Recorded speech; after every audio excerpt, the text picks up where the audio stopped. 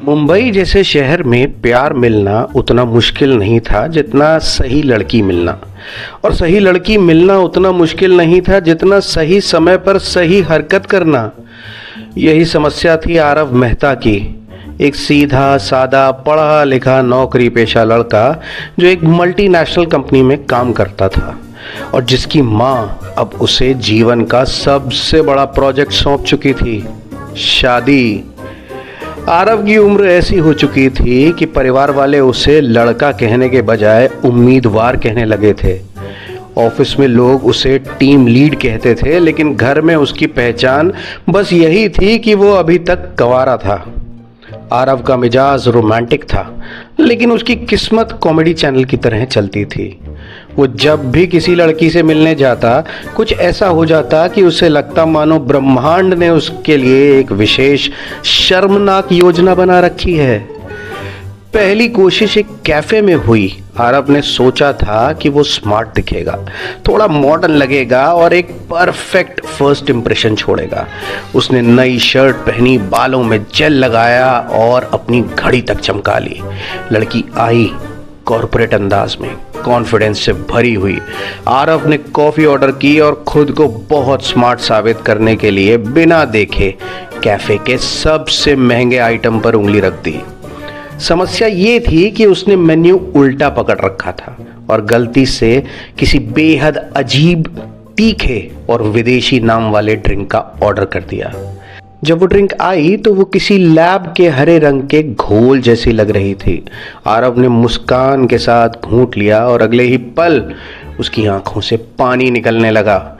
उसकी नाक लाल हो गई, खांसी शुरू हो गई और वो अपनी ही शर्ट पर ड्रिंक गिरा बैठा। लड़की को लगा कि वो शायद बहुत नर्वस है या फिर बहुत अजीब किस्म का इंसान। आरव ने उसी समय तय कर लिया कि कैफे डेट इसके बस की बात नहीं थी। दूसरी कोशिश एक मैट्रिमोनियल मीटिंग में हुई जो किसी रिश्तेदार के घर आयोजित की गई थी। वहां आरव को पारंपरिक कुर्ता पहनकर भेजा गया ताकि वो संस्कारी लगे। लड़की पढ़ी लिखी थी, लेकिन उसके पिता बेहद गंभीर और सख्त किस्म के थे। आरव ने खुद को संस्कारी दिखाने के लिए कुछ ज्यादा ही झुककर नमस्ते किया। अब इसे किस्मत ही कहेंगे। वो झुकते वक्त पीछे रखी चाय की ट्रे से टकरा गया और ट्रे हवा में ऐसे उड़ी मानो किसी फिल्म में स्लो मोशन सीन चल रहा हो। चाय सीधे लड़की की माँ की साड़ी पर गिर गई। घर में एक सेकंड के लिए ऐसा सन्नाटा छा गया जैसे बिजली चली गई हो। आरव को लगा कि अब उसका रिश्ता नहीं, उसका अस्तित्व ही खत्म हो गया। वो शर्म से इतना लाल हुआ कि कुर्ते का रंग फीका पड़ गया। वो वहां से निकला तो ऐसा लगा किसी कोर्ट ने उसे उम्र कैद की सजा दे दी हो। तीसरी कोशिश जिम में हुई।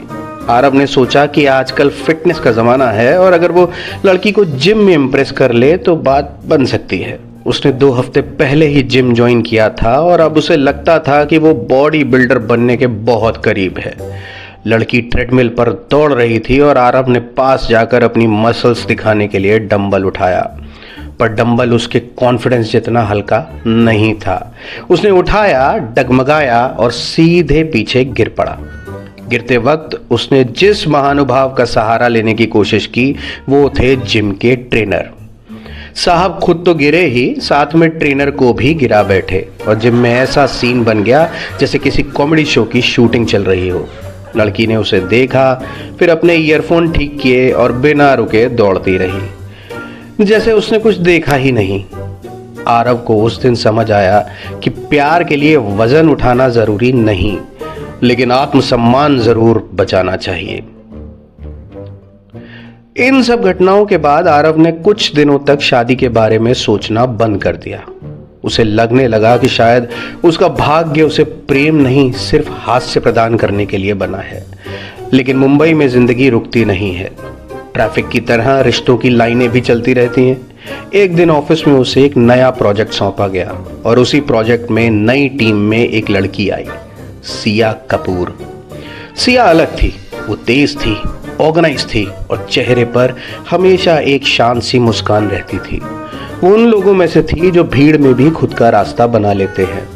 आरव ने पहली बार किसी लड़की को देखकर घबराहट नहीं बल्कि एक अलग सा कंफर्ट महसूस किया। वो उससे इम्प्रेस था, लेकिन इस बार उसने फैसला किया कि वो कोई ड्रामा करने की कोशिश नहीं करेगा।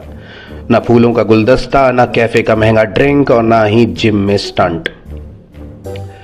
आरव ने बस खुद को नॉर्मल रखा। वो मीटिंग्स में समय पर पहुंचता, काम में मदद करता और जब भी सिया किसी प्रॉब्लम में फंसती वो बिना दिखावा किए सॉल्यूशन निकालता। वो धीरे धीरे समझ गया कि इंप्रेशन जमाने का मतलब एक्स्ट्रा ऑर्डिनरी परफॉर्म करना नहीं बल्कि भरोसा बनाना होता है। एक दिन ऑफिस में लाइट चली गई और पूरे फ्लोर पर अफरा तफरी मच गई। डेटा सेव नहीं हुआ था, सिस्टम बंद हो गए थे और क्लाइंट कॉल बस कुछ ही देर में होने वाली थी। लोग परेशान थे, मैनेजर गुस्से में था और हर कोई एक दूसरे को दोष देने में लगा था। आरव ने बिना घबराए टीम को संभाला। उसने पुराने बैकअप से डेटा निकाला, एक छोटा सा प्रेजेंटेशन तैयार किया और क्लाइंट कॉल को संभाल लिया। उस दिन पहली बार आरव को महसूस हुआ कि उसकी जिंदगी की कॉमेडी में भी एक हीरो वाला हिस्सा हो सकता है। सिया ने उसे देखा और उसके प्रति सम्मान उसके चेहरे पर साफ दिखाई देने लगा। ये सम्मान धीरे धीरे दोस्ती में बदला। दोस्ती ने बातचीत को जन्म दिया। बातचीत ने एक ऐसा रिश्ता बनाया जिसमें दिखावा नहीं था बल्कि आराम था।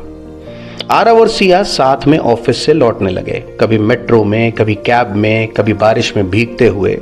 मुंबई की सड़कों पर ट्रैफिक धीमा था लेकिन उनके रिश्ते की गति बढ़ रही थी। आरव को समझ आने लगा कि प्यार किसी फिल्मी सीन में नहीं बल्कि रोजमर्रा की छोटी छोटी बातों में छिपा है। किसी के लिए सीट बचा लेना, किसी की कॉफी याद रखना या बिना कहे ही समझ जाना कि सामने वाला थक गया है। आरव ने कई बार सोचा कि वो सिया को अपने दिल की बात बताए, लेकिन उसे डर था कि कहीं ये भी एक और कॉमेडी ऑफ एरर्स न बन जाए। लेकिन इस बार किस्मत ने मजाक नहीं किया। एक दिन ऑफिस की टीम आउटिंग हुई। सब लोग समंदर किनारे गए। हवा में नमक की खुशबू थी और आसमान हल्का नारंगी हो चुका था। लोग फोटो खींच रहे थे, हंस रहे थे और शोर में भी एक सुकून था। आरव और सिया थोड़ा अलग चल रहे थे। आरव को अचानक एहसास हुआ कि वो उसके साथ खुद को असफल नहीं महसूस करता। पहली बार वो किसी लड़की के सामने खुद को साबित करने की दौड़ में नहीं था। वो बस आरव था और वही काफी था। उसने उसी शाम अपने दिल का फैसला कर लिया। कोई बड़ा प्रस्ताव नहीं, कोई घुटने पर बैठना नहीं, कोई ड्रामेटिक बैकग्राउंड म्यूजिक नहीं। उसने बस अपने भीतर तय किया कि वो अब भागेगा नहीं। वो अपने परिवार से बात करेगा और इस रिश्ते को सीरियसली लेगा। कुछ हफ्तों बाद दोनों परिवार मिले। इस बार आरव ने ना कोई ट्रे गिराई, ना ही कोई ड्रिंक छलकाई। वो शांत था, कॉन्फिडेंट था और सबसे बड़ी बात, वो ईमानदार था। उसने अपने बारे में बिना बढ़ाए चढ़ाए बताया।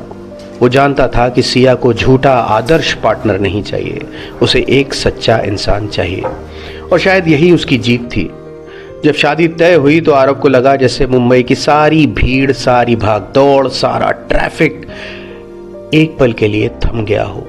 उसने कई बार खुद से पूछा कि क्या ये वही आरव है जो हर बार रिश्ते की पहली मुलाकात में खुद को गिरा देता था। अब वो गिर नहीं रहा था, अब वो चल रहा था किसी के साथ। शादी के दिन भी एक छोटा सा हादसा हुआ। आरव का सेहरा थोड़ा टेढ़ा हो गया और वो फोटो में अजीब दिखने लगा, लेकिन इस बार किसी ने उसका मजाक नहीं बनाया। सिया ने बस हल्के से उसे ठीक कर दिया और मुस्कुरा दिया। आरव ने उसी पल समझ लिया कि सही लड़की वो नहीं होती जो आपको परफेक्ट देखना चाहती है, बल्कि वो होती है जो आपकी टेढ़ी मेढ़ी जिंदगी को भी सीधा करने की कोशिश किए बिना उसे अपनाना जानती है। और इस तरह आरव की जिंदगी की सबसे लंबी कॉमेडी आखिरकार एक रोमांटिक एंड तक पहुंची, जहां गलतियां खत्म नहीं हुई लेकिन उनके साथ हंसने वाला सही इंसान मिल गया। दोस्तों, उम्मीद है आपको ये कहानी पसंद आई होगी। जाते जाते इसे लाइक और शेयर करना बिल्कुल ना भूलें और हाँ, अपने विचार कमेंट बॉक्स में ज़रूर लिखें। फिलहाल चलते हैं, फिर मिलते हैं।